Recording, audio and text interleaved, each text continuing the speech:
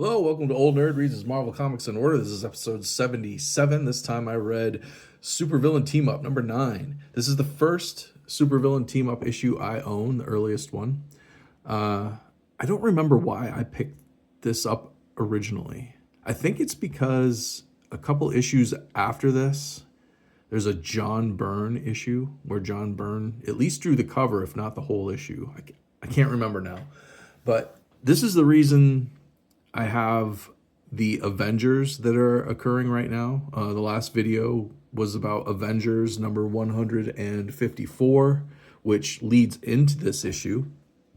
I don't remember how long I've owned these, several years now, but I initially picked them up because they all continued into each other. John Byrne did an issue, I think, at least the cover. Like I say, I can't remember exactly, but I haven't read these before, like the Avengers or these supervillain team-ups. So this is kind of exciting to me. I've had these for a long time, haven't read them, and making this video series is the perfect opportunity to do so. So here I am.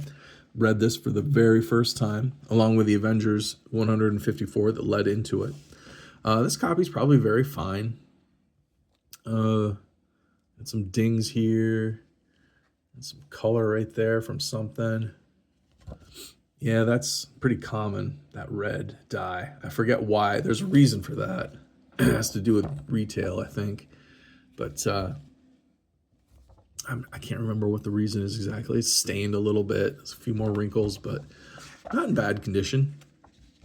I was very surprised to see that Jim Shooter was the artist. Jim Shooter and S. Trapani. I do not know who that is. I wonder if that's a code word for a whole bunch of people working on it, or if that's an actual name of an artist. I don't recognize it. If somebody out there knows, let me know. Written by Bill Mantlo, who writes just about every other title at this time for Marvel. But this picks up where Avengers 154 left off. And Atuma is pitting the Avengers against the Submariner so that he can take over leadership of the oceans and Atlantis and the Atlanteans. But at this point in this title, Supervillain Team Up, Doctor Doom and the Submariner are pals. They're working together. I guess they're not friends, but for some reason the Submariner is enthralled to Doom and has to help him. I don't know what the story is on that, but we're picking up where we left off here. And it's really convoluted. Dr. Doom is not Dr. Doom. He's Prince, what does it say here? He's Prince Rudolfo, dressed up as Dr. Doom. Prince Rudolfo is some kind of Latvian resistance fighter or something, and he's trying to take, him and a group of people are trying to take over control of Latveria from Dr. Doom. At this point, everybody thinks Dr. Doom is dead. There's Dr. Doom robots. It's pretty convoluted. But this is the Shroud. And I'm not sure how he fit into this story either. But it's pretty convoluted, and we have to get through all of that before we can get into what's really going on in the story.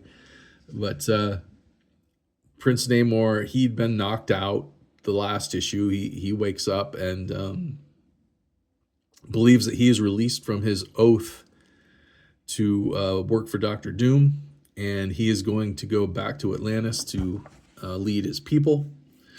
The Shroud puts his costume back on. He was in some sort of civilian disguise. And then there's this guy here who is tracking all of this, and it's kind of a mess. Here we're back. Here's, I think, is the real Dr. Doom, or maybe it's a Doom bot. I'm not sure. The Atlanteans have captured him, and he is supposed to be building something for them.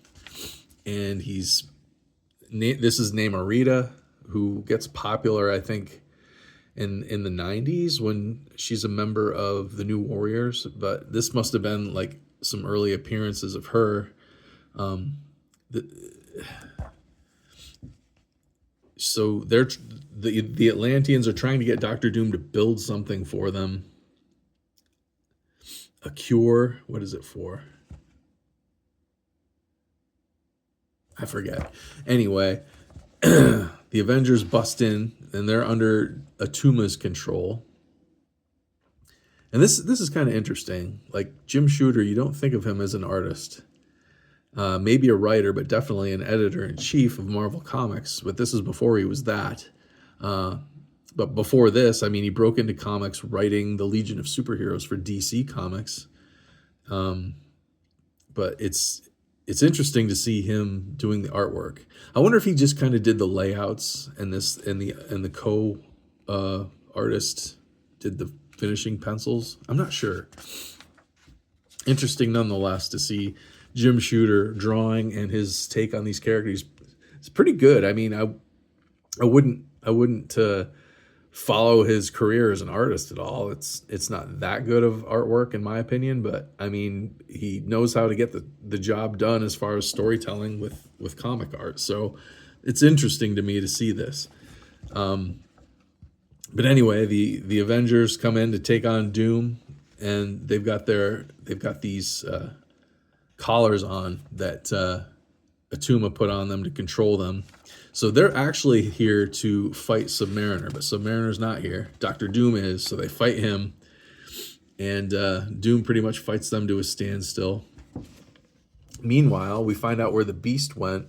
If you remember last episode, Avengers 154, he ducked out of a fight with Tyrak. Tyrak had beaten all of the Avengers, and the Beast said, I can't do nothing. He jumped out the window. Well, what he did was he went to the hospital where the wizard was recovering.